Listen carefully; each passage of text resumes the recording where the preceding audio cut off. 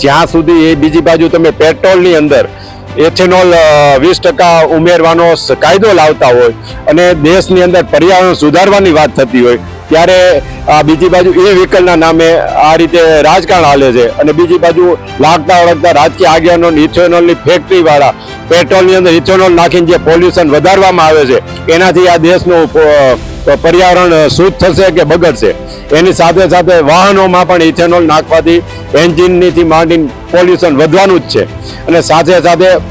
પર્યાવરણ માટે પ્રદૂષણ માટે કડક પગલાં લેવાની જરૂર છે. સરકાર દ્વારા કોઈ પણ મોટી ઇન્ડસ્ટ્રી હોય એના માટે પર્યાવરણ માટે અત્યારે પોલ્યુશન કંટ્રોલ બોર્ડ જુઓ તો જ્યાં હોય ત્યાં તમારે કોઈ જ જાતના અત્યારે સુરેન્દ્રનગરની અંદર જ વાત કરો તો મહાનગરપાલિકા દ્વારા ટાઉન હોલનું અત્યારે રિનોવેશનનું કામ ચાલે છે. જાહેરમાં જુઓ તો તમે અહીંયા જુઓ તો બેફામ રીતે કોઈ જાતનું બેરિકેડ લગાવવામાં રોડ ઉપર અહીંયા ધુમાડા છે, લોકોને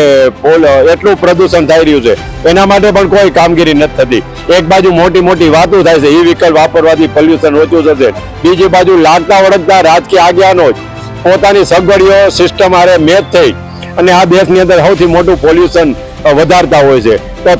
તંત્ર દ્વારા આપણે એટલી એક રિક્વેસ્ટ છે, ઈ વ્હીકલ સારો વ્હીકલ છે તો સાથે સાથે પર્યાવરણ લક્ષી જે નુકસાન થતા હોય એ એકમો ઉપર કડક પગલાં લેવા જોઈએ અને સાથે સાથે ટેકનોલોજી પણ આપણે દુનિયાની સાથે હરણફાળ કરવા માટે એના માટે લોકલ મેક ઇન ઇન્ડિયાના લોકલ આપણે અહીંયા પ્રોડક્શન માટે